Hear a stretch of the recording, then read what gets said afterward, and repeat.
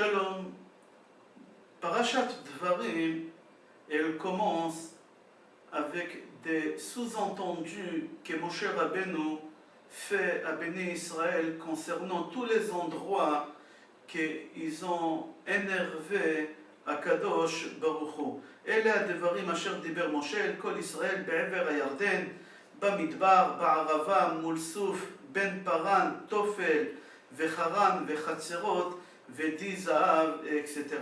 Rashi sur place dit que ces endroits-là que Moshe Rabbeinu vient de citer, c'est les endroits que les bénis Israël ils ont mis en colère à Kadosh Baruch Hu. Et Moshe Rabbeinu il leur a fait tout sous-entendre. Il leur a fait tout sous-entendre par rapport au mal que Béné Israël ils ont fait. Plus loin dans la paracha, Moshe Rabbeinu il développe un peu plus, pas seulement dans notre paracha, dans tout Sefer Devarim, Moshe Rabbeinu il développe un peu plus tous les mal que les Béné Israël ils ont fait, par exemple la faute des Vaudor, ou la faute des explorateurs, etc. Concernant la faute des explorateurs, vous savez, si Chas v'Shalom, on n'aura pas le Mashiach d'ici quelques jours, alors on sera obligé de s'asseoir par terre et de pleurer pour la destruction des deux Beth Amikdash. Chachamim, ils appellent le jour de Tisha B'Av Moed, comme c'est marqué dans Echa, Kara alay Moed lishvor bachurai. De ce pasuk-là, Chachamim déduisent des halachot qu'on n'a pas le droit de faire des tachanunim ni le jour de Tisha B'Av parce que c'est un Moed, ni la veille de Tisha B'Av à Mincha, ni Shabbat qui précède Tisha B'Av. On ne dit pas Tzidkatra, Tzedek La'olam, etc. C'est un genre de Tziduk Adin. Tisha B'Av, il faut savoir qu'on l'appelle Moed, c'est pas parce que Kadosh Baruch Hu, il va transformer ces jeunes et tous les jeunes en fête à la venue de Mashiach Be'ezrat Hashem, comme c'est marqué dans les prophètes, qu'Akadosh Baruch Hu Akadosh Baruch Hu il va transformer tous ces jeunes-là en jour de fête. C'est pas pour ça qu'on appelle Tisha B'Av, qu'on fait pas Tachanunim. C'est pas parce qu'au futur ça va devenir fête. Parce que tous les autres jeunes aussi ils vont devenir jour de fête, que ce soit Shiva Asar Betamuz, que ce soit tous les autres jeunes, Akadosh Baruch Hu il va transformer ça en jour des fêtes, et pourtant on fait Tachanoun pendant les jours des autres jeunes, mais le jour de Tisha B'Av, on ne fait pas Tachanoun. Alors pourquoi on a appelé ça Moed?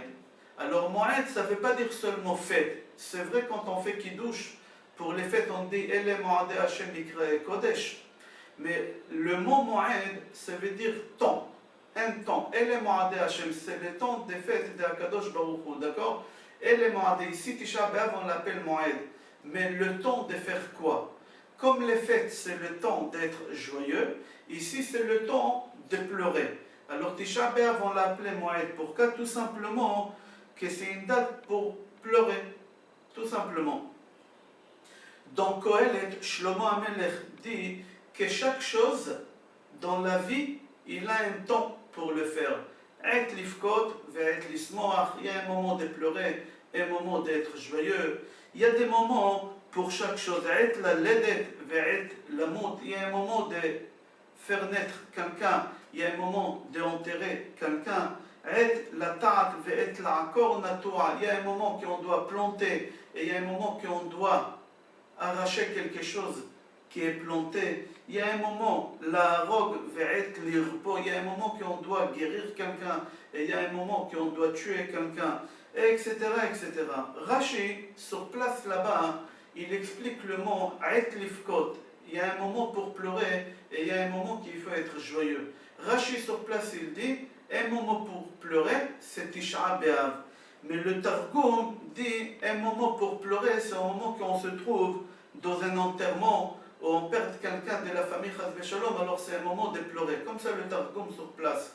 Mais Rashi sur place là-bas dit, un moment pour pleurer, quand est-ce qu'on doit pleurer ce moment-là? C'est Tisha B'Av. Donc Mara Sanhedrin, page Kuf Dalet, elle dit, concernant le pasuk Bachot Tifke Balayla, Vedim'ata Alechaya.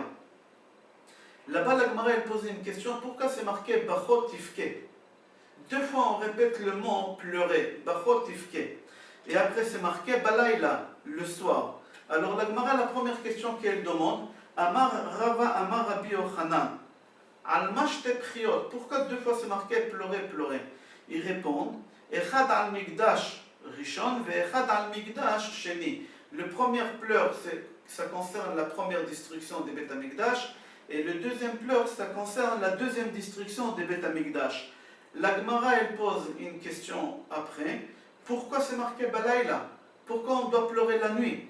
Est-ce qu'on ne pleure pas le jour? Bien sûr qu'on pleure le jour.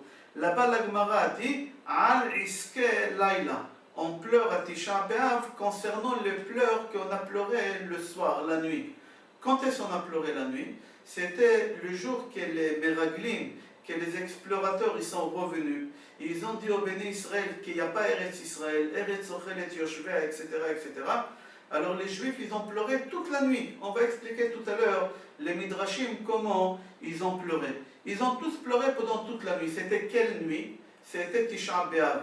C'était le 8 au soir. C'est-à-dire la veille de Tisha B'Av, c'était. Et c'est pour cela que Kadosh Baruch Hu, il a dit Atem bechitem bechia lechinam, ani etem lachem bechia lidorot. Vous avez pleuré ce soir pour rien. Moi, je vais vous donner une raison pour pleurer pendant toutes les générations jusqu'à ce que le Mashiach il vienne. Le soir même, ils ont pleuré concernant qu'est-ce qu'ils leur ont dit les explorateurs. Maintenant, dans la paracha, dans Perek Aleph, Pasuk Chavbet, et aussi Pasuk Lamed Dalet, c'est marqué comme ça. Vatikrevun elai kulechem, vatomerun nishlecha anashim lefanenu, veyachperu lanu et haaretz, etc., etc. Il faut lire là-bas à peu près 7 psukim. Vaishma Hashem et kol dibrechem, vaiktsof vaishava lemor. Là-bas c'est marqué qu'Akadosh Baruch Hu, il a écouté le son de vos paroles. Quand on parle, c'est évident qu'il y a un son. Le mot kol, il est en plus. Pourquoi c'est marqué kol divrechem? Il fallait marquer Vaishma Hashem divrechem. Akadosh Baruch Hu, il a écouté vos paroles, mais pas le son de votre parole. Kol, il est en plus. Chazal répond dans le Midrash, pourquoi ici c'est marqué le son? De quel son on parle? Akadosh Baruch Hu, il a écouté vos pleurs. Akadosh Baruch Hu, il a écouté vos cris. Comme c'est marqué dans Parashat Shelach, Vatissa kol ha'eda va'itnu et kolam va'ifku ha'am balayla ha'u. Tout le peuple, tout le monde, ils ont levé leur voix en cri et en pleurs. Et Akadosh Baruch Hu, il a écouté le son. Alors si dans notre parasha c'est marqué kol divrechem, kol c'est le son de vos pleurs, comme ça le Midrash raconte. Il y a une Mishnah qui dit que les paroles c'est beaucoup plus, ça fait beaucoup plus mal que les coups, que les actions. La preuve, la Mishnah elle ramène une preuve, une fille qu'elle s'est faite violer. Alors il doit lui payer une somme de 50 slaim. Mais une femme on lui a fait une mauvaise réputation, on doit payer 100 slaim, 2 fois le double. C'est-à-dire que la réputation, les paroles, ça fait beaucoup plus mal que les coups. Et pour cela, nos parents, Akadosh Baruch Hu, il les a punis dans le désert sur le péché des explorateurs plus que le veau d'or. Pourquoi? Parce que le veau d'or, Akadosh Baruch Hu, il les a punis, mais Akadosh Baruch Hu, il a dispatché cette punition sur toutes les générations. Sur toutes les générations, Akadosh Baruch Hu, il a dispatché, comme il est dit, Beyom Pogdi ou Pakaditi etrem. C'est-à-dire le jour que je vais vous punir sur quelque chose, en même temps je vais rajouter un peu plus concernant le péché de veau d'or. Mais concernant les explorateurs, qui ont péché avec leur bouche, Akadosh Baruch Hu, il a puni les bénis Israël tout de suite dans le désert. Quoi? Que tous ils sont morts, toute la génération ils sont morts pendant les 38 ans. Pas pendant 40 ans, pendant les 38 ans qu'ils étaient dans le désert, Akadosh Baruch Hu, il les a punis. Le Yalkut Shimoni dans Parashat Shlach, il demande comment les gens ils ont réussi à faire pleurer toute leur famille. Et là-bas, le Yalkut Shimoni, il dit comme ça, que chaque chef des tribus, il a pris tous les chefs des familles de sa tribu, il leur a expliqué comment pleurer et comment faire en sorte que toutes Bnei Israël ils vont pleurer le soir des Tisha B'Av. Comment? C'est marqué dans le Midrash Yalkut Shimoni dans Parashat Shelach que le papa, il a réuni tous ses enfants à la maison, ses petits-enfants, il s'est assis par terre, sur le côté, et il a pleuré. Et les enfants disaient, papa, pourquoi tu pleures? Et lui, il ne répondait pas, il faisait soi-disant qu'il voulait se lever, mais il tombait, il se faisait mal, et il pleurait encore plus. Et les enfants, ils ne comprenaient pas qu'est-ce qu'il a leur père, qu'est-ce qu'il a leur grand-père. Alors eux aussi, ils pleuraient avec lui. Et les voisins, ils entendaient que les autres pleurent, et tout le monde y pleurait. Et comme ça que tous les bénis Israël, ils ont pleuré. Et Akadosh Baruch Hu, c'est pour ça, il leur a dit, vous avez pleuré pour rien, vous avez fait pleurer toute votre famille, vos enfants, vos petits-enfants, vos voisins, vous avez fait une scène, un sketch. Moi, je vais vous donner maintenant une raison pour pleurer pour toutes les générations. Et Akadosh Baruch Hu, tout de suite, le soir même, la veille de Tisha B'Av, il leur a dit, vous allez avoir une raison pourquoi pleurer. Et Akadosh Baruch Hu, il a dit à Moshe Rabbeinu que tous les soirs de Tisha B'Av, c'est-à-dire le 8 Av au soir, la veille de Tisha B'Av, Moshe Rabbeinu, il disait à tous les hommes de mesurer leur corps et de creuser un trou. Et tous les 600 000 personnes, il fallait qu'ils rentrent dans leur tombe.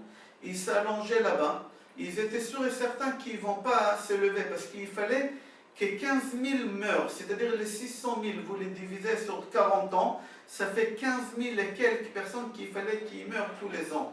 Alors personne n'y savait c'était qui. Alors tous les Tisha B'Av, les papas, partaient chez eux à la maison avant de creuser leur tombe et de s'allonger là-bas. Ils faisaient leur testament, ils se séparaient de leurs femmes, de leurs enfants, tout le monde pleurait. Et après il s'est allongé, il dormait là-bas. Ceux qui sont morts, qui ne se sont pas levés le matin, alors les autres, ils leur mettaient du sable. Et les autres qui se levaient le matin, ils rentraient chez eux, ils bouchaient leur trou, ils rentraient chez eux à la maison jusqu'à l'année d'après. La veille de Tisha B'Av, encore ils prenaient leurs mesures, ils se séparaient de leurs femmes, de leurs enfants, ils pleuraient, ils s'allongeaient, etc. Pendant 39 ans, pardon, pas 38 ans, pendant 39 ans, c'était comme ça. Jusqu'à la dernière année, qu'Akadosh Baruch Hu, sur les 15 000 dernières personnes, Akadosh Baruch Hu, il leur a pardonné et ils ont resté vivants. Et c'est pour ça on dit Bechia le Dorot. C'est une pleure pour toutes les générations. Pas seulement pour votre génération, et aujourd'hui nous aussi on pleure pour la destruction du premier temple qui a été détruit Tisha B'Av, pour le deuxième temple, et pour 5 choses qui sont arrivées à Tisha B'Av. C'est pas le moment, j'ai fait quelques cours sur mon site.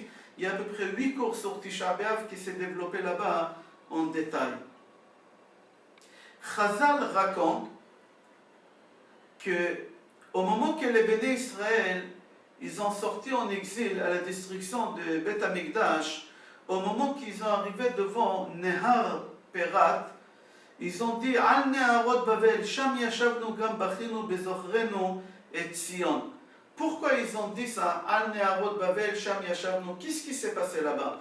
Le Midrash raconte que Nebuzaradan, au moment qu'il a ramené Béné Israël de Yerushalayim en Babylonie, il leur a interdit de pleurer. Des enfants y mouraient et leurs parents ils voulaient pleurer pour leurs enfants. Tout celui qui pleurait, il y a des soldats là-bas qui les tapaient jusqu'à la mort. Il ne fallait pas que les Juifs pleurent sur la route de Yerushalayim jusqu'à la Babylonie. Si des vieux ils mouraient sur la route, les enfants ils voulaient pleurer leurs parents, on les tapait jusqu'à leur mort. Nebuzaradan ne voulait pas que les gens pleurent, pour la simple raison. Au moment que les bénis Israël, ils ont dit à Nebuzaradan, pourquoi tu nous frappes? Qu'est-ce qu'on a fait? On a envie de pleurer nos enfants, nos parents.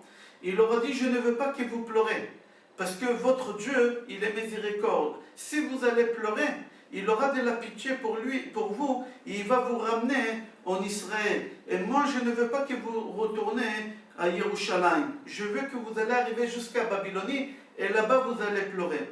Alors, les bénis Israël, ils étaient obligés de faire la route de Yerushalayim jusqu'à Babylone sans pleurer. Et les gens, ils mouraient sur la route, et personne ne pouvait pleurer sur ces morts-là, ni les parents sur leurs enfants, ni les enfants sur leurs parents. Et comme ça, des centaines et des milliers mouraient sur la route. Au moment qu'ils ont arrivé devant Nehar Perat, ils se sont arrêtés là-bas pour boire de l'eau. Et l'eau, ils n'étaient pas bonnes. On ne pouvait pas les consommer, on ne pouvait pas les boire, mais ils n'avaient pas le choix, ils ont bu.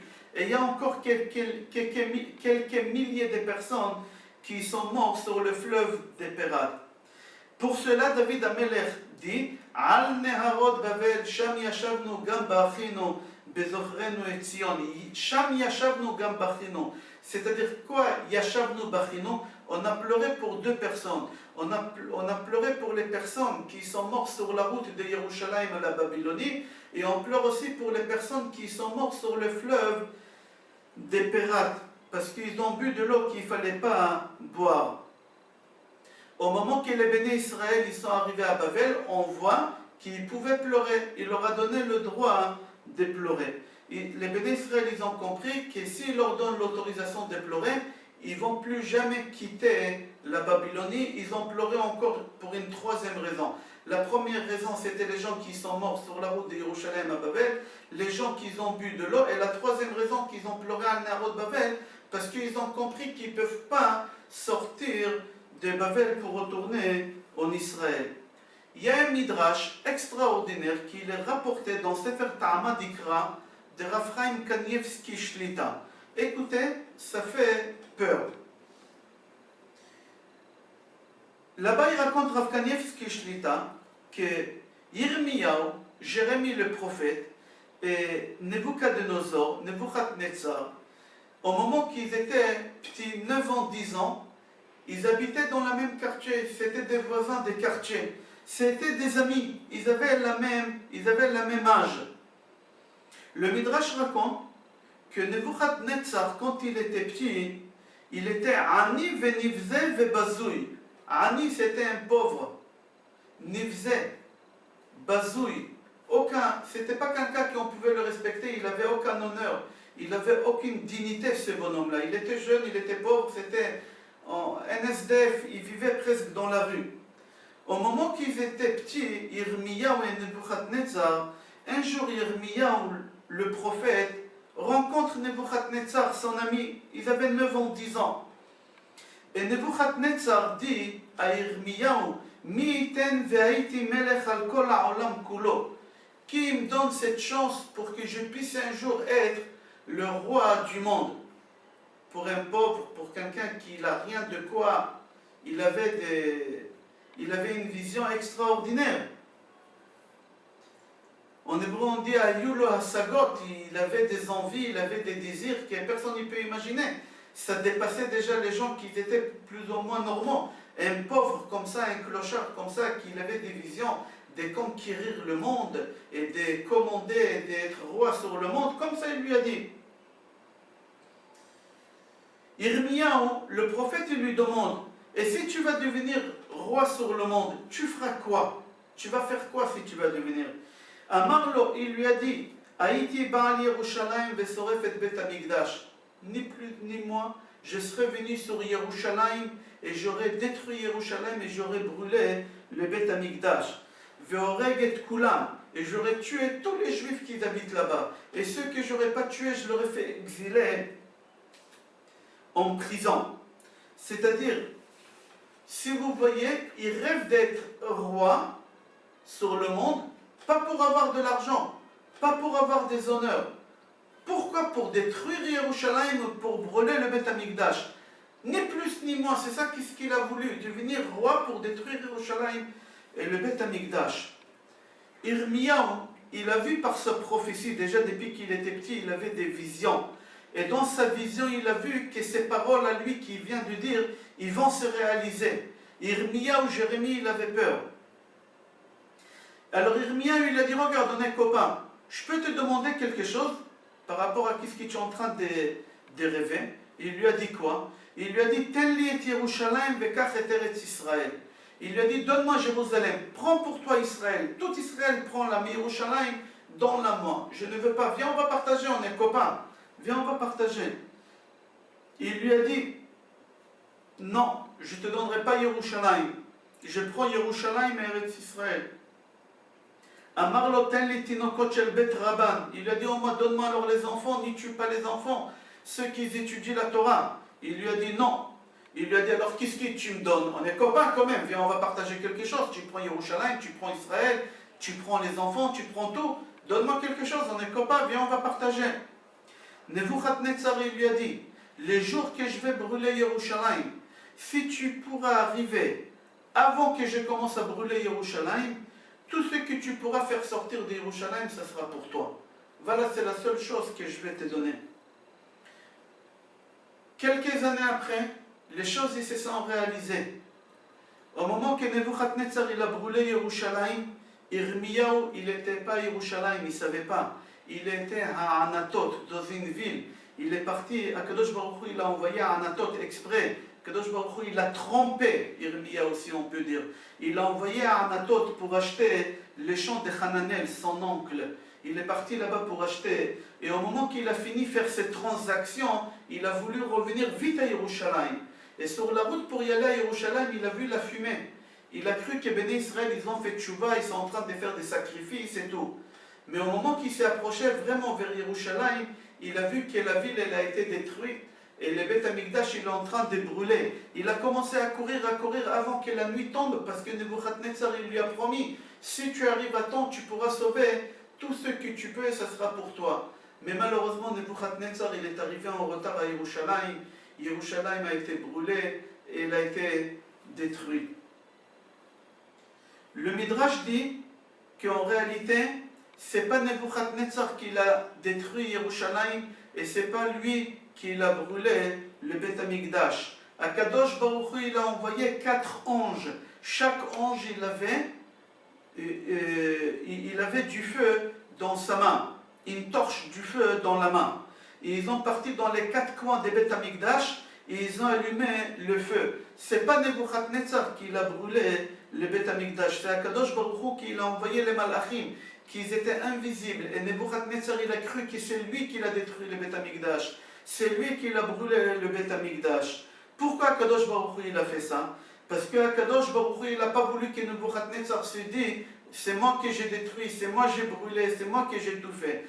Akadosh Baruch Hu il lui a dit Bait charu vechrafta, kemach tachun tachanta, lo asita klum, silakti kvar et shchidati. Akadosh Baruch Hu il a dit à Nebuchadnezzar Bait charuv vechrafta, une maison détruite tu as détruit.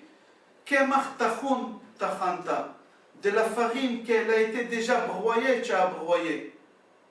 Tout ce que tu penses que tu as fait, tu n'as rien fait. Moi déjà, je me suis retiré de cette maison. J'ai retiré ma sainteté de cette maison. Le Midrash raconte que Nebuchadnezzar, au moment qu'il a fait exiler tous les béné Israël de Yerushalayim vers la Babylonie, il a dit à Jérémie, comme c'était son ami depuis qu'ils étaient petits, il a dit à Jérémie, tu fais ce que tu veux. Ou tu viens avec tous les béné Israël en Babylonie, ou tu retournes à Yerushalayim et personne ne va te toucher. Lui, il a préféré, Irmiyahu, il a préféré. Il a dit, je préfère rester à Yerushalayim. Il s'est retourné vers Béné Israël qui étaient en train de pleurer. On ne leur a pas interdit encore de pleurer, mais là, ils étaient en train de pleurer. Et là, Irmiyahu, il leur a dit, si vous aurez pleuré une seule pleure à Yerushalayim avant la destruction des Beth Amikdash, Akadosh Baruch Hu, vous n'aurez pas fait exiler un seul pleur. Vous n'avez pas cru tout ce que je vous ai dit. Voilà, maintenant tout a été réalisé. Maintenant vous êtes en train de pleurer, mais c'est trop tard. Jusqu'ici, on a parlé un peu de la destruction du premier Beth Amikdash. Venez, on va parler un peu de la destruction du deuxième Beth Amikdash.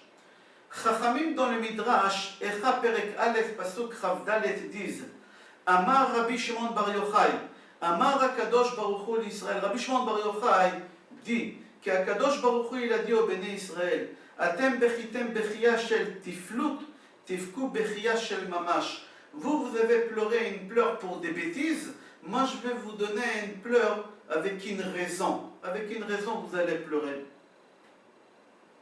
Il faut savoir que Béné Israël, ils ont pleuré pour des bêtises 2 fois dans la Torah. La première fois, c'était au moment qu'Akadosh Baruch Hu il leur a donné la manne. Ils ont dit Lechem akalkalaton. Ce pain-là que tu nous as donné, c'est marqué là-bas, Balayla Aou. D'accord? Ils ont pleuré pour le pain. Le deuxième pleur qu'ils ont pleuré Béné Israël, aussi c'est marqué Balayla Aou concernant les explorateurs. Alors on voit que dans la Torah, Béné Israël, ils ont pleuré 2 fois pour rien. Alors la question se pose dans le Midrash Echa, quand est-ce Béné Israël, ils ont pleuré pour une vraie raison? Si 2 fois ils ont pleuré, sans raison. Peut-être ils ont pleuré une fois avec raison. Alors là-bas dit, ils ont pleuré 2 fois. Quand est-ce? Au moment qu'ils ont arrivé sur la tombe de Rachel, notre mère, Rachel Imenu. C'est marqué Kol barama nishma, nehi bechi tamrurim. Ils ont pleuré là-bas sur la tombe de Rachel Imenu. Deuxième fois, quand ils ont pleuré, au moment que Nebuzaradan, il les a ramenés en exil, aussi ils se sont arrêtés sur la tombe de Rachel et ils ont pleuré. Voici 2 fois, ils ont pleuré. Pardon, ça c'est une seule fois qu'ils ont pleuré une vraie pleure. La deuxième fois qu'ils ont pleuré un vrai pleur, quand on dit Al neharot Babel, sham yashavnu gam bachinu bezochrenu et Sion. On était assis sur le fleuve de Babylonie et on a pleuré là-bas. On voit, voici 2 fois que Béné Israël, ils ont pleuré. Au moment que Béné Israël, ils ont pleuré, avec raison, Akadosh Baruch Hu, il leur a dit, les pleurs que vous venez de faire, les larmes que vous venez de faire couler, avec ces larmes-là, je vais vous ramener la délivrance. Comme il est dit, Ko amar Hashem, min'i kolech mi bechi ve'enaich mi dima ki yesh tikva le'achariter. Akadosh Baruch Hu demande, min'i kolech mi bechi, stop, arrête de pleurer, arrête de faire couler des larmes de tes yeux. Pourquoi? Ki yesh tikva le'achariter. Il y a Be'ezrat Hashem un espoir, Be'ezrat Hashem, il va avoir la délivrance. Quelle délivrance? Grâce aux larmes que vous avez fait couler. Grâce aux larmes que vous avez fait couler, alors il va y avoir la délivrance finale, la Géoula à Amitit. C'est quoi le secret des larmes? Pourquoi au moment qu'ils ont fait couler des larmes, Akadosh Baruch Hu, il a dit, maintenant que vous avez fait couler des larmes, alors là, je vais vous ramener la Géoula finale. Dans le Zohar Akadosh, c'est marqué que le mot pleurer dans toute la Torah, il est à peu près 20 fois. La première fois, le Zohar, il cite tous les endroits. La première fois, c'est au moment que Abraham Avinu, il a renvoyé Agar de la maison et avec son fils Ishmaël, et elle a plus de l'eau. Alors c'est marqué là-bas, quand elle avait plus de l'eau, elle a jeté son fils Ishmaël, Vatissa et Kola Vatevke. Elle a jeté son fils Ishmaël et elle s'est éloignée et elle a pleuré. Comme ça c'est marqué. La deuxième fois c'est marqué chez Avraham Avinu. Vayavo Avraham, l'ispod le Sarah velifkota. Avraham Avinu il est venu au moment que Sarah elle est morte, il est venu pour faire des louanges funèbres à Sarah et elle a pleuré, il a pleuré. La troisième fois, au moment que Yaakov il a pris les brachot de son père Esav, il est venu après. C'est marqué qu'Esav il a pleuré. La quatrième fois, au moment que Yaakov il a rencontré la première fois Rachel, c'est marqué Vaishak Yaakov le Rachel Vaïsa et Kolov Vayefk. Il a pleuré au moment qu'il a rencontré Rachel Yaakov. La cinquième fois, dans Parashat Vaishlach, c'est marqué au moment que Yaakov il retourne chez lui à la maison avec ses femmes et ses enfants après 21 années. Sur la route, il rencontre Esav. Et qu'est-ce que c'est marqué là-bas? Vaïfkou, vaïpol, al tzavarav, vaïchabkeu, vaïfkeu. Encore c'est marqué qu'il a pleuré et qu'il a pleuré et qu'il a enlacé et encore il a pleuré. 2 fois c'est marqué il a pleuré. Une fois c'est Yaakov qui l'a pleuré. Encore on voit Yaakov qui l'a pleuré. Deuxième fois c'est Esav qui l'a pleuré. Pourquoi Esav il a pleuré ici? Rabbeinu Yonatan ben Ozel, le Targum Yonatan ben Ozel dit que Esav il a pleuré. Pourquoi? Parce que au moment qu'il a embrassé Yaakov, il a voulu le mordre. Et Akadosh Baruch Hu, il a rendu le cou de Yaakov en marbre. Et Esav il a cassé ses dents. Et il a pleuré pour ses dents. La 6e fois, on voit des pleurs quand est-ce dans la Torah, au moment que Yaakov Avinu, il a reçu la tunique de Yosef, son fils rempli du sang. C'est marqué là-bas que Yaakov il a pleuré. La 7e fois, c'est marqué que Yosef Hatzadik, il a pleuré 8 fois. Mais le Zohar HaKadosh, il compte ça comme une fois. Tous les pleurs de Yosef Hatzadik, il a pleuré 8 fois. Le Zohar HaKadosh, il les compte comme une seule fois. Où on a vu que Yosef il a pleuré 8 fois? Sur aucune tribu, on a vu qu'ils ont pleuré, mis à part Yosef et Binyamin. Nous, on a vu sur Ménaché, sur Ephraim, sur Gad, sur Réhouven, que Binyamin et Yosef, on voit parmi tous les tribus dans la Torah qu'ils ont pleuré. Yosef, il a pleuré 8 fois, comme on a dit, on va voir tout à l'heure où. Et Binyamin, il a pleuré une seule fois. Et on va voir tout à l'heure aussi où Binyamin, il a pleuré. D'abord, on va développer les 8 endroits où Yosef, il a pleuré. La première fois, quand ses frères, ils arrivent en Égypte, Yosef, il les accuse comme des explorateurs. Réhouven, tout de suite dit à ses frères devant Yosef, il ne sait pas que c'est Yosef, il leur dit, je vous ai dit de ne pas faire du mal à notre frère. Il a parlé de Yosef. Yosef, il a compris qu'on parle de lui. Et là, Réhouven, il leur dit, Velo shamatem veine gam damon nidrash, vous m'avez pas écouté, voilà aujourd'hui Akadosh Baruch Hu, il se venge. Yosef, quand il a entendu que Réhouven, il a parlé de lui, tout de suite, il a commencé à pleurer. Il s'est mis à côté, il a commencé à pleurer. Deuxième fois que Yosef pleure, au moment que Binyamin, il arrive en Égypte, c'est marqué là-bas, Vaïmaher Yosef ki nichmeru rachamav al achiv, vayavo achadra vaifke. Après 22 ans, Yosef, il rencontre son frère Binyamin et il va dans sa chambre pour pleurer. La troisième fois, on voit que Yosef pleure au moment que c'est marqué dans Parashat Vayigash que Yehuda, il explique à Yosef en lui disant, regarde, il nous reste à la maison un seul petit frère. Et son frère à lui, il est mort. Et là, Yosef, il commence à pleurer. Et il dit, Vaikra otziu kol ish me'alai vaiten et kolo bevechi. Il a demandé de faire sortir tout le monde. Il a commencé à pleurer à partir du moment que Yehuda, il a commencé à lui parler de son frère Binyamin. Quatrième fois, on voit Yosef, il a pleuré. C'est marqué, Vaipol al tzavare Binyamin achiv, al tzavare Binyamin achiv vayefk. C'est marqué qu'il est tombé sur les nuques, pas la nuque, les nuques de son frère Binyamin, il a pleuré. Alors là-bas, la Gemara dit pourquoi c'est marqué les nuques. Combien de nuques il a Binyamin? Un seul. Pourquoi c'est marqué en pluriel? Pour dire que Binyamin, il a pleuré sur le nuque de Yosef et Yosef, il a pleuré sur la nuque de Binyamin. Parce que chacun, il a pleuré pour deux Beth Amikdash. Beth Amikdash Arishon et Beth Amikdash Asheni. Que les deux, ils vont être construits dans la partie de Binyamin, ils vont être détruits. Et Binyamin, il a pleuré sur la nuque de Yosef. Pourquoi? Parce qu'il savait que le Mishkan Shiloh, il va être construit sur la partie des terrains de Yosef. C'est pour ça qu'il a pleuré. Alors on voit que Yosef, il a pleuré et Binyamin, il a pleuré. En même temps, on a dit où Binyamin, il a pleuré aussi. On va continuer. La cinquième fois que Yosef pleure, Yosef, il rencontre tous ses frères, d'accord? Et il les embrasse et il pleure sur chaque frère. Sixième fois,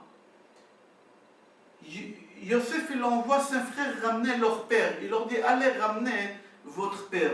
Au moment que Yaakov arrive en Égypte, Yosef, il sort à sa rencontre. C'est marqué, Vaipol al tzavaro vayefk al tzavaro od. Rashi là-bas, il dit pourquoi c'est marqué deux fois, il a pleuré. Bacha harbe. Il a pleuré beaucoup, mais c'est pas marqué qu'Yaakov, il a pleuré. Pourquoi Yaakov, il n'a pas pleuré? Rashi sur place dit parce que Aya Osek Kriyat Shema, il était en train de faire Kriyat Shema. Et on n'a pas le droit de faire aucun signe, aucune émotion, uniquement l'amour de Akadosh Baruch Hu.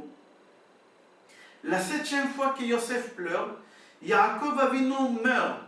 Et au moment que Yaakov Avinu meurt à la fin de Parashat Vayechi, c'est marqué Vayipol Yosef al pene aviv vayefk alav vayishaklo. Yosef, il est tombé sur le visage de son père et il a embrassé et il a pleuré. La huitième fois qu'on voit que Yosef pleure, au moment que tout le monde retourne de l'enterrement, les frères, ils ont peur que Yosef, maintenant, il va se venger. Ils ont dit, tant que papa, il était vivant, il n'aurait pas touché. Maintenant que papa, il est mort, il va se venger. Alors, ils ont menti.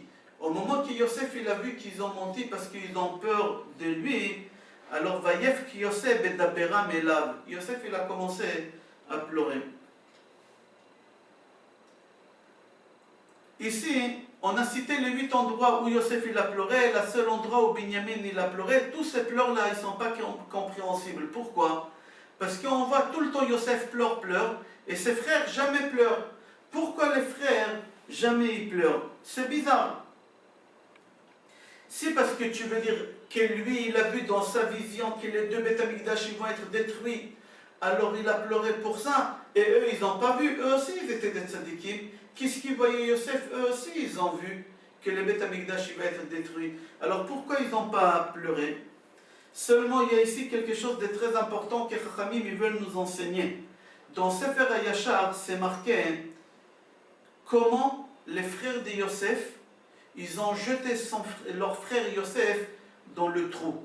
Et là, on va comprendre pourquoi ils n'ont pas su que les deux Beth Amikdash vont être détruits. Et que Yosef, il a su que le Beth Amikdash va être détruit. Regardez, c'est extraordinaire.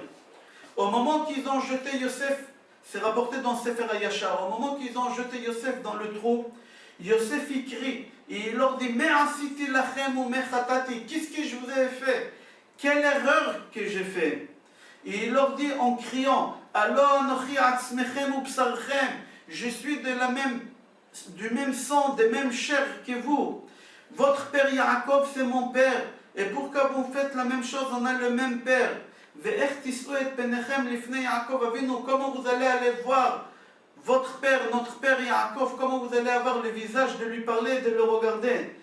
Il criait, il pleurait de la tombe, et des trous vers ses frères.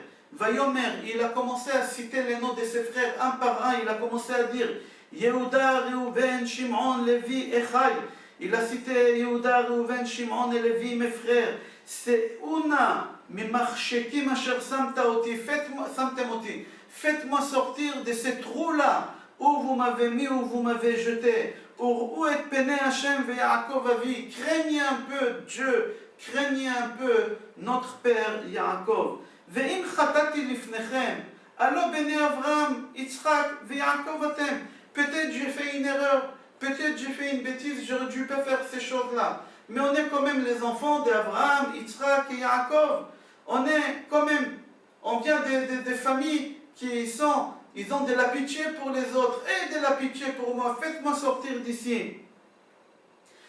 On sait, chez nous, si on voit un orphelin, on a de la pitié pour lui. On va lui donner à manger, on va lui sauver la vie. Et si on voit quelqu'un qui est en train de mourir de faim, on va lui donner à manger et à boire. Et comment vous n'avez pas de la pitié sur moi, votre frère Yosef?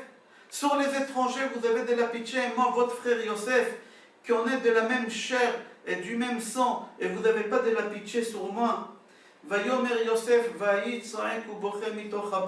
Yosef, il répétait toutes ces paroles-là, il criait, il pleurait de la tombe. Vayomer, il a continué, il a dit, Mi iten v'yeda avi hayom et asher asitem li echai. Oh, j'aurais bien voulu qu'un jour mon père il saura qu'est-ce que vous, mes frères, vous m'avez fait. וישמעו האחים את צעקתו ואת בכייתו מתוך הבור, וילכו ויתרחקו מן הבור כדי לא לשמוע צעקת יוסף אחיהם ובכייתו. Les frères, ils n'ont plus voulu écouter leur frère Yosef pleurer et crier. Quand même, ça leur a fait du mal. Ils ont décidé de s'éloigner de là-bas pour pouvoir manger leur repas. Et ils ont parti de là-bas. Personne il s'est intéressé si Yosef il est vivant, s'il y a une bête sauvage et l'a dévoré. Personne il a fait attention aux cris de Yosef, ils l'ont laissé là-bas.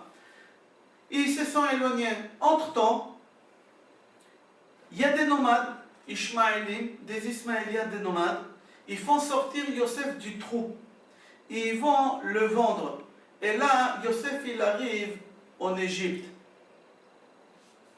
Et sur la route pour y aller en Égypte, les deuxièmes personnes qui ont acheté Yosef, ils ont passé Derech Ephrat. C'est quoi Derech Ephrat?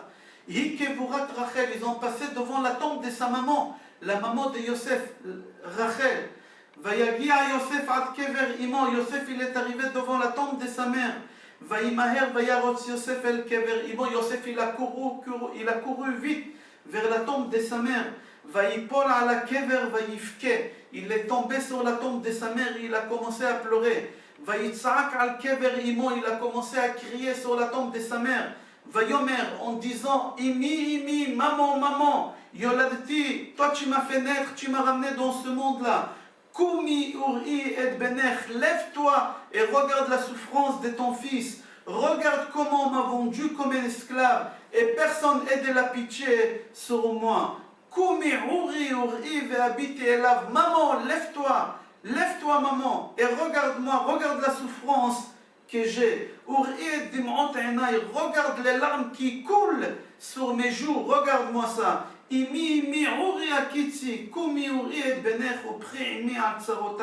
Maman, maman, lève-toi, maman, maman, lève-toi debout, réveille-toi, maman, et regarde les pleurs de ton fils et pleure avec ton fils sur le malheur que j'ai. Regarde le cœur de mes frères, comment ils sont durs, comment ils sont méchants. Lève-toi maman, lève-toi maman, réveille-toi de ton sommeil. Maman, lève-toi, fais une guerre contre mes frères et regarde comment ils ont pris ma tunique, ils m'ont vendu comme un esclave. 2 fois déjà j'ai été vendu en quelque temps. Ils m'ont séparé de mon père, de mon cher papa. Personne n'a de la pitié sur moi. Maman, s'il te plaît, va devant Akadosh Baruch Hu, prie, pleure, fais couler des larmes devant Akadosh Baruch Hu. Et qu'Akadosh Baruch Hu, il va demander mon jugement. Lève-toi maman, mets-toi debout, réveille-toi. Vayitzak vayef ki Yosef bechi gadol ali imo. Yosef, il a pleuré un grand pleur sur la tombe de sa mère. Il a arrêté de pleurer. Il ne pouvait plus pleurer, il n'avait plus la force. Il est tombé sur la tombe de sa mère comme une pierre, en pleurant comme ça. Et là, au moment que Yosef il tombe sur la tombe de sa mère, il entend une voix qui lui parle en bas de ces pierres, en bas de la tombe. Vayomer, et cette voix, il lui a dit, béni, béni Yosef, mon fils Yosef, béni mon fils, j'ai entendu ta voix, j'ai entendu ton pleur, j'ai entendu tes cris, j'ai entendu et je vois aussi tes larmes. Je sais mon fils tous les malheurs et tous les problèmes et toutes les souffrances que tu as. Yosef, mon fils, j'ai mal pour toi, je pleure avec toi et je souffre avec toi. Mais tu n'as pas le choix, tu es obligé d'y aller avec eux. Prie à Kadosh Baruch Hu directement, lui, qu'il aura de la pitié et qui te fera de miracles et que tes souffrances y vont diminuer. Ne crains pas mon fils, tout ce que tes frères t'ont fait, c'est avec la volonté de Hachem. C'est Hachem qui fait tout. Akadosh Baruch Hu, il va te protéger. Akadosh Baruch Hu, il va te sauver. Lève-toi mon fils de ma tombe et va avec ces gens-là, va avec tes maîtres vers l'Égypte. N'aie pas peur, qui est Elohim Imcha, car Dieu il est avec toi. Jusqu'ici, c'est de Sefer à Yachar. Yosef, on a dit tout à l'heure, c'est la seule personne parmi tous les frères qui voit par Ruach HaKodesh que le Beth Amikdash, qui doit être dans la place de son frère Binyamin, ils vont être détruits. Beth Amikdash Arishon et Beth Amikdash Ashini. Pourquoi que Yosef il sait ça? Et ses frères, qu'eux aussi ils étaient grands, ils n'ont pas vu ça. Aucun frère il a vu ça. Que Yosef il a vu ça et c'est pour ça que Yosef pleure. Et ses frères ils ne pleurent pas. Dans Midrash Tanchuma Parashat Vayigash, il répond sur cette question. Il dit comme ça: Kol ma shekara le Yosef betova, kara le Yerushalayim betova. Kol ma shekara le Yosef bera'a, kara le Yerushalayim bera'a. Tout ce que Yosef a eu en bien dans sa vie, Yerushalayim il a eu aussi en bien. Tout ce que Yosef il a eu en mal dans sa vie, Yerushalayim elle a en mal dans sa vie. C'est-à-dire que Yosef et Yerushalayim c'est une seule personne. Pas ils sont attachés. Yosef et Yerushalayim c'est une seule personne. Au moment que Yosef il a vu qu'à Yerushalayim les deux Beth Amikdash ils vont être détruits, il n'a pas vu que dans les terrains de son frère Yerushalayim ils vont être détruits. Lui il a vu que lui c'est Yerushalayim, que lui il va être détruit. Et la preuve, là-bas le Midrash dit que la valeur numérique de Tzion c'est 156. Et Yosef, 156, c'est la même valeur numérique. Pourquoi? Parce que Yosef et Tzion, c'est les mêmes personnes. C'est les mêmes personnes. Yosef, il est attaché à Yerushalayim. Tout ce qui arrive à Yerushalayim, il est arrivé à Yosef. Le Midrash, il ramène là-bas une liste longue de toutes les choses que Yosef il a eues et toutes les choses que Yerushalayim a eues et que Yerushalayim aura au futur. Là-bas, le Midrash conclut en deux mots. Amar lahem Yosef. Yosef il leur a dit, Geshuna elai, approchez-vous vers moi. Vaikshu, ils se sont approchés. Et chacun, Yosef il l'a embrassé, et il pleurait. Chacun, Yosef il l'a embrassé, un de ses frères, il pleurait sur lui. Chez Nehemar, Vaishak lekol echav, vayefk alehem. Le Midrash là-bas, il a dit que, il leur a dit, Yosef, comme j'ai fait la paix avec vous, et j'ai conclu l'histoire que j'ai avec vous avec des larmes, comme ça l'histoire d'Yerushalayim, elle va être conclue. Et la délivrance finale de Yerushalayim, elle va être aussi avec des larmes. Comme moi j'ai fini avec vous avec des larmes, comme ça Yerushalayim, elle va finir aussi avec des larmes. Comme c'est marqué dans Yirmiyahu, Perek Lamed Aleph, Bebechi Yavou ou Betachanonim Ovilem. Bebechi Yavou, on va venir à Yerushalayim avec des pleurs. Seulement quand on va pleurer vraiment de tout cœur, Yerushalayim, alors là on aura Yerushalayim Be'ezrat Hashem, ou Betachanonim Ovilem, avec des prières et des pleurs et des larmes, on pourra arriver à Yerushalayim. On va reprendre le Zohar HaKadosh concernant Yosef HaTzadik, qu'il a été vendu 2 fois. Le Zohar HaKadosh dit, tout ce qui est arrivé à Yosef, c'est arrivé aussi à Yerushalayim.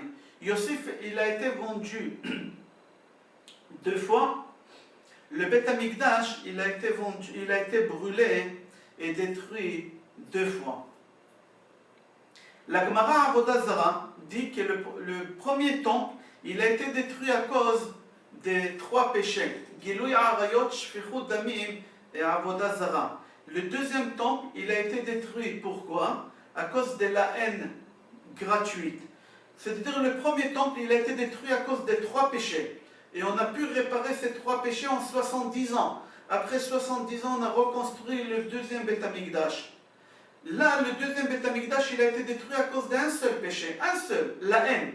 Ça fait 2000 ans qu'on fait tchouva sur ce péché-là et on n'a pas arrivé. Pas 70 ans, pas 100 ans, pas 200 ans, pas 1000 ans. Ça fait presque 2000 ans pour dire combien la haine, elle est grave. Avoir la haine vers l'autre pour pouvoir faire tchouva sur une chose pareille, c'est très très grave. La haine, elle est venue au monde où la première fois dans la Torah? On va dans Parashat Vayeshev, c'est marqué Vaisneu oto velo yachlu ledabero shalom. Vaisneu oto, ils l'ont haï, ils n'ont pas pu lui parler en bien. Même bonjour, ils n'ont pas pu lui dire, les frères. À qui? C'est qui? C'est Yosef. Et Yosef, c'est qui on a dit? C'est Tzion. C'est-à-dire, Tzion, c'est qui? C'est Yerushalayim. C'est Beth Amikdash. C'est Yosef. Eux, les bénis Israël, ils n'ont pas pu. Ils l'ont haï. Ils n'ont pas pu lui dire même bonjour à leur frère. Qui c'est? Au Beth Amikdash. C'est quoi? Ils ont eu la haine. Et à cause de la haine qu'ils ont eu vers leur frère, Akadosh Baruch Hu, il a détruit ce que leur frère représentait. C'est le Beth Amikdash, c'est le Yerushalayim. Yosef, il embrasse ses frères, il embrasse Binyamin. Au moment qu'il embrasse Binyamin et il pleure sur Binyamin, Yosef sait que moi, je suis Sion. Moi, je suis Yerushalayim. Moi-même, je suis le Beth Amikdash. Moi, je sais que je serai construit dans la partie de mon frère de Binyamin. Et c'est pour ça, lui, il pleure sur Binyamin. Parce que lui, il sait tout ce que lui représente, il va être détruit chez son frère Binyamin. Dans Zohar HaKadosh Parashat Shemot, c'est rapporté là-bas qu'au moment que les bénis Israël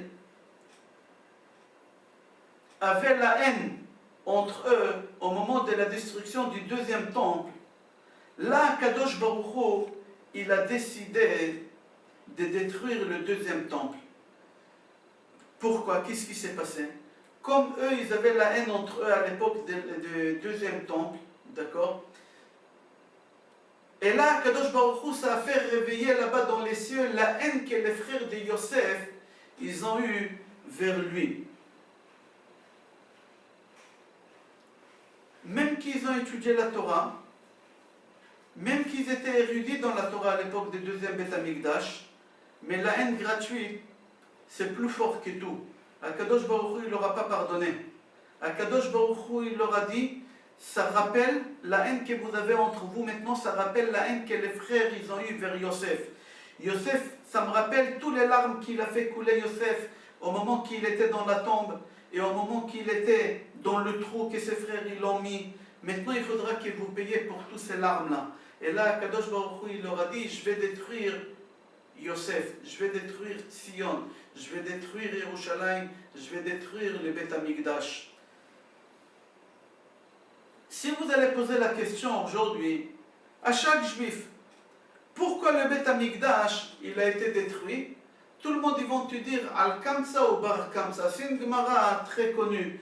C'est une Gemara Gitin Daf Nun Hey Amud Bet et Nun Vav Amud Aleph. Là-bas, la Gemara il raconte qu'il y a quelqu'un à Yerushalayim qui a marié sa fille. Et au moment qu'il a marié sa fille, à l'époque on n'envoyait pas des cartes d'invitation de mariage, on envoyait un messager. Et ce messager il partait chez tout le monde porte à porte et il leur disait qu'il y a un mariage à telle date et à telle heure, à tel endroit, vous êtes invités, etc. Et ce messager, au lieu d'aller voir Kamsa, il s'est trompé, il est parti voir Bar Kamsa. Le fils, il est parti voir le fils de Kamsa. Il s'est trompé, il est parti voir le fils de Kamsa. Et au milieu du repas, au moment que celui qui fait la fête, il voit le fils de Kamsa, qui c'était son ennemi, il lui a dit, sors d'ici. Il a dit, écoute, ne me fais pas honte devant tout le monde, j'ai payé mon plat. Il a dit, je ne veux pas de ton argent, sors d'ici. Il a dit, je paye un quart de la soirée. Non, je ne veux pas. La moitié, toute la soirée, il n'a pas voulu, il a pris par force, il a fait sortir. Là-bas, la Gemara raconte que c'était devant tous les Talmidei Chachamim de l'époque, devant tous les rabbinim. Aucun rabbin a bougé. Là, lui, il a eu, Bar Kamsa, il a eu la haine. Il est parti chez César et il leur a dit que les bénis Israël, ils font un complot. Et il lui a demandé de ramener un sacrifice, il a abîmé le sacrifice. L'histoire, elle est connue, j'ai raconté cette histoire dans les autres cours des Tisha B'Av des autres années. C'est-à-dire, qu'est-ce qu'on voit? La haine gratuite, elle était très très répandue là-bas. Pour les rabbins, c'était tout à fait normal que quelqu'un, il prend quelqu'un d'autre, il le fait sortir de la salle et lui faire honte devant tout le monde. C'était très courant. C'est-à-dire ici, au moment que cette histoire s'est passée, Akadosh Baruch Hu, il a passé à l'acte, si on peut dire, pour la destruction des Beth Amikdash. Mais avant de passer à l'acte, il faut signer les papiers. Il y a un ordre qui doit sortir, il doit être tamponné, il doit être signé avant d'aller détruire la chose. Quand est-ce qu'Akadosh Baruch Hu, il a signé la destruction des Beth Amikdash? Écoutez l'histoire quand est-ce. Dans la même Gemara, page Nunchet, c'est rapporté là-bas que la signature, elle était avec une histoire qu'elle s'est passée bien avant. C'était quoi l'histoire? Là-bas, la Gemara, elle raconte l'histoire de Shulia Nagra. C'est quoi Shulia Nagra? C'est un apprenti menuisier. Il y a un menuisier qui avait besoin de prendre un apprenti. Ça coûte pas cher. Il a embauché un apprenti. Et la situation de ce menuisier, elle s'est empirée. Et il a demandé à cet apprenti qu'il avait un peu des économies pour son mariage. Est-ce que tu peux me dépanner? Il lui a dit, oui, je peux te prêter l'argent, tu m'envoies ta femme ce soir chez moi à la maison, je lui prête la somme que tu as demandé. Il lui a dit, pourquoi tu veux que ma femme elle vienne? Je peux venir moi. Il a dit, non, ta femme elle a sa ketouba. Toi tu es en faillite, si tu ne rembourses pas, ta femme elle va me rembourser. Alors envoie-moi ta femme avec sa ketouba. Le menuisier il lui a cru, il a envoyé sa femme avec sa ketouba, mais l'apprenti, il a vu que la femme de son patron elle était très belle. Il a décidé de lui prendre. Au moment que la femme elle arrive, il l'enferme dans une chambre. 3 jours passent. Le menuisier revient voir son apprenti et lui dit, dis-moi, ma femme, je t'ai envoyé, ça fait 3 jours. Tu l'as vue? Il a dit, oui, ta femme elle est venue ici, mais elle m'a dit, je veux faire une course, elle est partie, mais par la fenêtre, j'ai vu qu'il y a des enfants qui ils ont abusé d'elle. Il a dit, qu'est-ce que j'ai fait? Il a dit, je te conseille de la divorcer.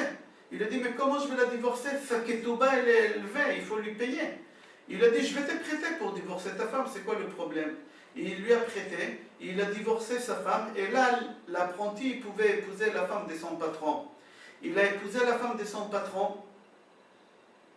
L'échéance est arrivée pour rembourser la ketouba, mais il minimisait sa situation, elle ne s'est pas améliorée. Et il a dit à son apprenti, j'ai pas avec quoi te rembourser. Il lui a dit, c'est pas un problème, tu vas devenir l'homme des ménages chez moi à la maison. Là-bas, la Gemara raconte qu'un jour, ces menuisiers, ils servaient du vin à ces couples-là, c'est-à-dire à son ancienne femme et à son apprenti. Il leur a servi, il était en train de manger le repas de midi, et lui, il leur servait à la cuisine une coupe de vin pour chacun. Et il a pleuré, des larmes, ils ont coulé de ses yeux, ils ont coulé dans le vin. Ça lui a fait du mal qu'il doit servir sa femme, que sa femme est en train de vivre avec son apprenti. Au moment qu'il a fait couler ces larmes-là, là, Kadosh Baruch Hu, il a signé les papiers. Là, Kadosh Baruch Hu, il a dit que ça va très très mal à Yerushalayim. Les gens, ils sont capables de faire une chose pareille. Ça rappelle la haine que les frères de Yosef, ils ont eue. Ça rappelle les larmes que Yosef, il a fait couler sur la tombe de sa mère. Ça rappelle les larmes que Yosef, il a fait couler au moment qu'il était dans le trou. Là, Kadosh Baruch Hu, il a tamponné, il a signé les papiers, l'acte. Alors on voit que la signature, elle était faite à cause des larmes. Et l'acte final aussi, il a été à cause de la haine. Ça rejoint Yosef. La haine que les frères ils ont eue vers lui et les larmes que Yosef il a fait couler à cause de ses frères ou sur les épaules de ses frères. Qu'est-ce qui est plus difficile? La première histoire qui s'est passée, l'apprenti menuisier, ou la haine que Kamsa et Bar Kamsa, l'histoire de Kamsa et Bar Kamsa. Je ne peux pas vous dire quelle histoire elle est plus dure. Les deux, ils sont durs. Mais je peux vous dire que l'histoire qui a fait bouger les choses, c'était au moment que le menuisier il a fait couler des larmes. Au moment que quelqu'un a fait couler des larmes, c'est impardonnable. C'est impardonnable. Au moment qu'il a fait couler ses larmes et qu'ils ont tombé dans le verre de sa femme, de son ex-femme et de l'apprenti, ces larmes-là, ils ont réveillé toute l'histoire de la haine gratuite, de l'histoire juive depuis l'époque de Yosef qui l'a pleuré. La preuve, concernant l'histoire des explorateurs, là-bas c'était la Shonara. À Kadosh Baruch Hu, c'est pas ça qui a fait réveiller la destruction. Non. Mais les pleurs, ils ont fait réveiller la destruction. Au moment que les bénis Israël, ils ont pleuré, là, Kadosh Baruch Hu, il a dit qu'il faut qu'ils pleurent pour une raison à vie. Et là, le Beth Amikdash, Kadosh Baruch Hu, il a fait en sorte qu'ils vont être détruits le premier et le deuxième. Les larmes, ça fait beaucoup. Les larmes, ça fait tout. Les pleurs de Yosef, c'était ça, le point fort, la dernière goutte qui a fait déborder, si on peut dire, le vase et la destruction des deux temples. Le Zohar HaKadosh dit qu'au moment qu'Esav il est revenu du champ, il a ramené à son père à manger, il a appris que son frère il lui a pris les brachot.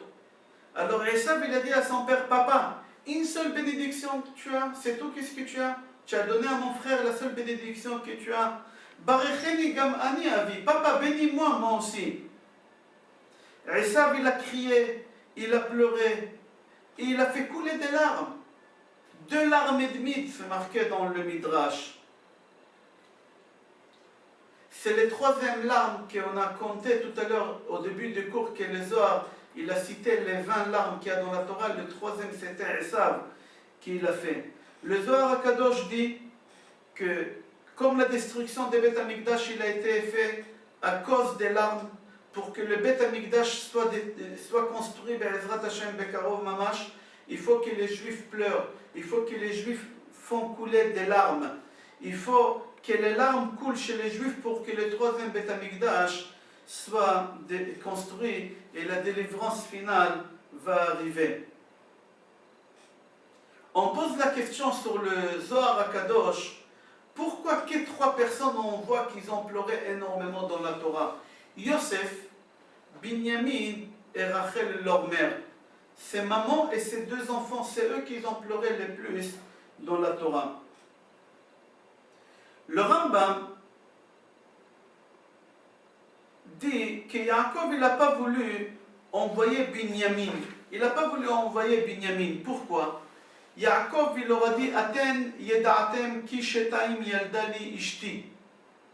Le Rambam dit, Yaakov dit, vous savez que ma femme, elle m'a fait naître 2 enfants. Le Rambam dit, ma femme, elle m'a fait naître 2 enfants. Le Rambam avec même et le Ramban aussi. Le Ramban aussi dit, mais pourquoi le Yaakov dit ma femme? Mais il avait 2 femmes, il avait Léa aussi. Je ne parle pas des servantes, mais je parle de Léa. Pourquoi il dit ma femme, elle m'a fait naître 2 enfants? Mais tu n'as pas une seule femme, tu as des femmes, tu as 2 femmes. Et tu n'as pas seulement 2 enfants, tu as encore 10 enfants. Avec Léa, il a eu encore 6 enfants. Avec Rachel, il a eu 2. Et avec Léa, il a eu 6. Le Ramban répond, chaque fois quand vous voyez que Yaakov dit ma femme, jamais lui il a cité Léa comme femme. Tout le temps il parle de Rachel. Qu'est de Rachel? Pourquoi? Parce que pour lui, avec qui je me suis marié, pour qui j'ai travaillé 7 ans, pas pour Léa. Léa, c'était un sale coup que mon beau-père il m'a fait. Mon but à moi pour tout ça, c'était me marier avec Rachel. Alors, celle que j'appelle ma femme, c'est Rachel, et pas quelqu'un d'autre.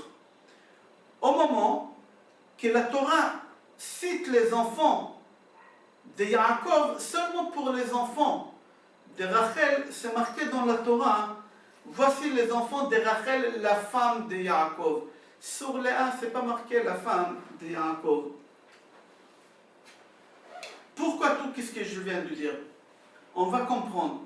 C'est marqué comme ça. Tout celui qui dit qu'Akadosh Baruch Hu fait passer les choses, Akadosh Baruch Hu des fois pardonne sur les choses qu'il ne faut pas pardonner, cette personne il faut qu'il les paye de sa santé. Akadosh Baruch Hu ne pardonne pas sur tout. Il y a des choses qu'Akadosh Baruch Hu ne pardonne pas. Akadosh Baruch Hu ne pardonne pas sur les larmes. Akadosh Baruch Hu ne pardonne pas sur les larmes que tu fais à l'autre.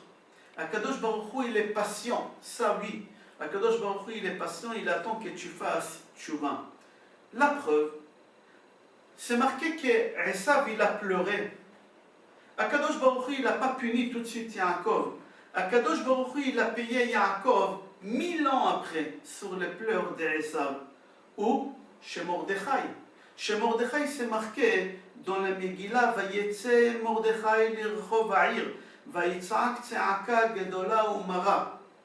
C'est exactement la même chose qu'Esav. C'est marqué Vayitzak tze'aka gedola umara. C'est vrai que c'est la même chose. Deuxième chose aussi, on pose la question, quel rapport il y a entre Esav et Mordechai? Il faut savoir que Mordechai il vient de qui? Ish Yemini, de Binyamin. Binyamin, c'était le fils de qui? De Yaakov. Qui a fait pleurer Esav? C'est Yaakov. Certes, pas toi Yaakov, je t'ai puni, je suis patient. Mais 1000 ans après, j'ai puni ta génération elle-même, qui c'est Mordechai. Pour cela, ici aussi, on voit Yaakov qui pleure, Yosef il pleure, et Binyamin pleure. Pourquoi que les 3 pleurent? Parce que les 3 ils sont en ligne directe de Yaakov. Et comme Yaakov c'est lui qui a fait pleurer Esav, alors c'est Yaakov qui doit payer. Si ce n'est pas Yaakov qui l'a payé, c'est Yosef qui doit payer. Si ce n'est pas Yosef qui l'a payé, c'est les enfants de Yosef ou leur maman, c'est-à-dire la maman de Yosef qui elle doit payer. On apprend d'ici qu'il n'y a aucune larme qu'elle va pour rien. Chaque larme, on doit la payer. Même les larmes qu'Esav il a fait couler, c'est pas pour rien. Pourquoi? Parce que Esav il a cru en la bénédiction de son père. Esav il a cru très très fort. Même que Yaakov, il n'a pas fait ça exprès, il a fait la volonté de sa maman. C'est sa mère qui lui a dit d'aller prendre les brachot. Mais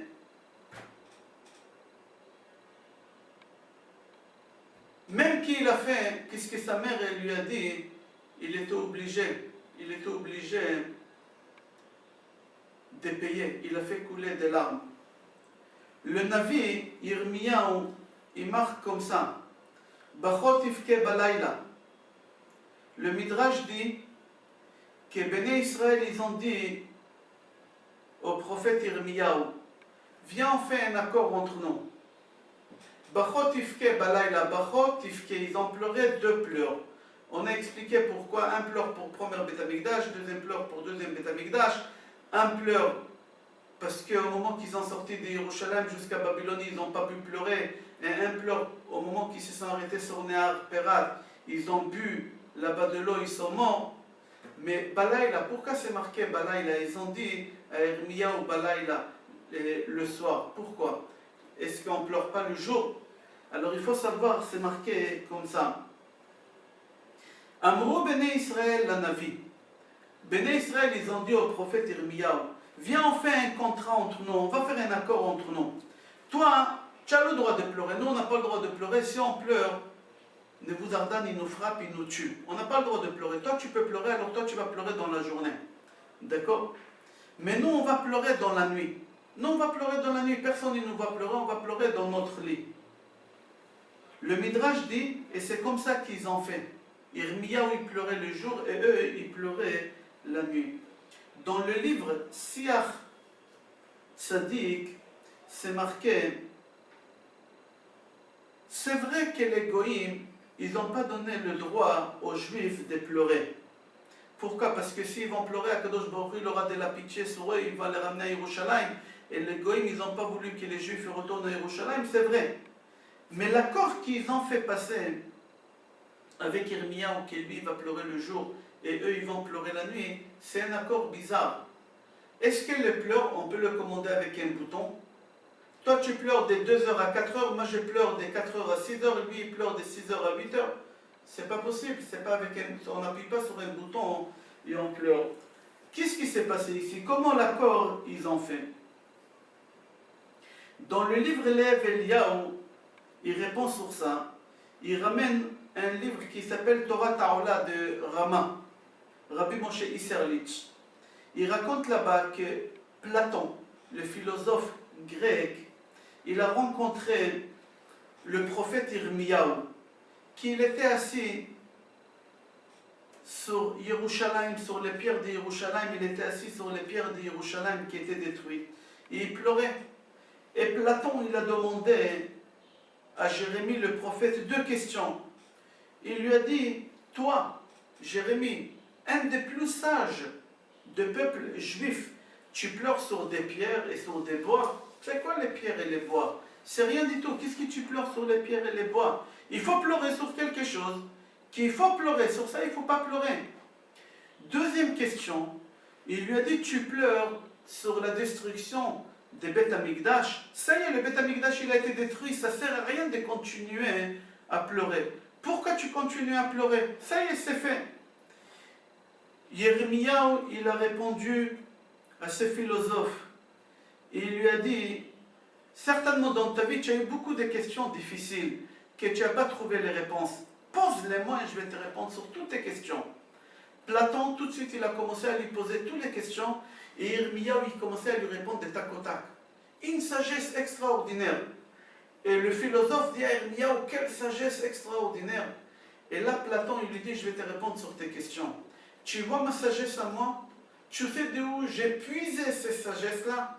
De ces pierres et ces bois que je suis en train de déplorer. C'est de là-bas où j'ai puisé toutes mes sagesses. Et c'est pour ça que je pleure.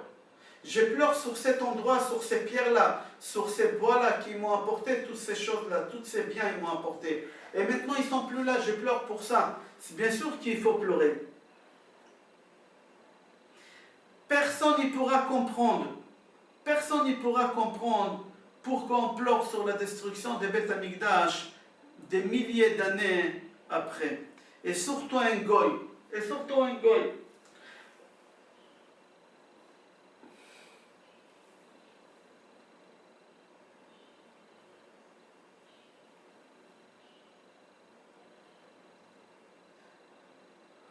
Rabbi Chaim Falaji, il rapporte un midrash dans Parashat Pekudei, c'est marqué dans le pasuk Ele Pekudei Mishkan, Mishkan Ha'edut. Deux fois c'est marqué Mishkan, Mishkan, Mishkan Ha'edut. Deux fois c'est marqué le mot Mishkan. Pourquoi deux fois? Rashi répond qu'Akadosh Baruch Hu, il a pris le Mishkan comme un mashkon. Qu'est-ce qui veut dire le mot mashkon? C'est un gage. Akadosh Baruch Hu, il a pris le Mishkan comme un gage. Si vous voulez que je vous rende le gage que j'ai pris, priez, pleurez sur le Beth Amikdash et je vais vous le rendre. Tant que vous n'allez pas pleurer, tant que vous n'allez pas prier, je ne vous rends pas le gage, le Beth Amikdash. Rabbi Chaim Falaji pose une question extraordinaire. Dans la Torah, c'est marqué, au moment qu'on prend un gage de quelqu'un, on doit lui rendre la nuit. Si c'est une couverture, il doit se couvrir la nuit. Il faut lui rendre ce gage-là la nuit et le lendemain, tu le récupères. Si une halakha dans la Torah, c'est très grave de garder un gage, au moment que l'autre personne, il a besoin, tu es obligé de lui rendre le gage. Là, Kadosh Baruch Hu nous a pris le Beth Amikdash. Et on a besoin absolument de Beth Amikdash. Comment ça se fait qu'Akadosh Baruch Hu nous rend pas le Beth Amikdash? On n'a pas autre chose, on n'a que ce Beth Amikdash. Rabbi Chaim Falaji donne une réponse extraordinaire. Il dit continue le pasuk là-bas de gage. C'est marqué là-bas qu'il faut rendre le gage la nuit. Mais il faut continuer la suite. Dans le pasuk, c'est marqué là-bas Ve'aya ki tzak elai, ve'shamati ki chanun ani. Akadosh Baruch Hu dit il faut rendre le gage. Pourquoi? Pour que l'autre ne pleure pas. Quand est-ce que je vais te punir si tu ne rends pas le gage? Si l'autre pleure. C'est exactement avec nous. Akadosh Baruch Hu, il ne nous rend pas le gage parce qu'on ne pleure pas assez. Parce qu'on ne pleure pas pour la Beth Amikdash. Si on aurait pleuré pour le Beth Amikdash, alors Akadosh Baruch Hu, il aurait été obligé de nous rendre le Beth Amikdash. On voit aussi à peu près la même histoire qu'Irmiyahu et Platon qui le dit pourquoi tu pleures sur quelque chose qui a été déjà perdu. On voit ça dans le livre Sefer Meshech Chochma. Il rapporte un midrash sur Megillat Echa. Dans le midrash, c'est marqué dans Megillat Echa que David Amelech il s'est marié avec Bathsheba. Et Bathsheba, il lui a ramené un enfant qui s'appelait Shlomo. Mais il faut savoir, avant Shlomo, David Amelech, il a eu un enfant avec Bathsheba. Et cet enfant, il était très malade, il est mort quelques temps après. Et pendant que l'enfant était malade, Shlomo Amelech, il jeûnait, pendant des dizaines de jours, il jeûnait. Au moment que l'enfant il est mort, tout de suite après l'enterrement, Shlomo Amelech demande à ses serviteurs de les servir à manger. Ils lui ont dit, Monsieur le roi, on est étonné. Au moment que lui il était malade, tu jeûnais. Maintenant qu'il est mort, que la situation elle s'est empirée, tu demandes à manger. Il leur a dit, tant que l'enfant il était malade, j'avais encore l'espoir qu'il va guérir. Alors j'ai jeûné, j'ai prié, j'ai pleuré. Mais maintenant que l'enfant il est mort, qu'est-ce que vous voulez que je fasse? Est-ce que je peux ressusciter un mort? Est-ce qu'on a vu un mort qui le ressuscitait?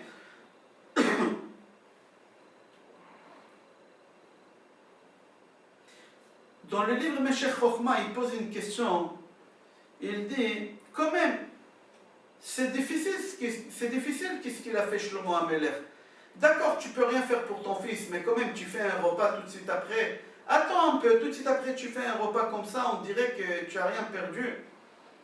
Qu'est-ce qui se passe ici? Le livre Meshech Chochma, il répond, il dit comme ça, quelque chose qu'on a perdu, et qu'on pleure sur lui, c'est une bêtise. Il ne faut pas pleurer sur quelque chose qu'on a perdu. Ça ne sert à rien les pleurs.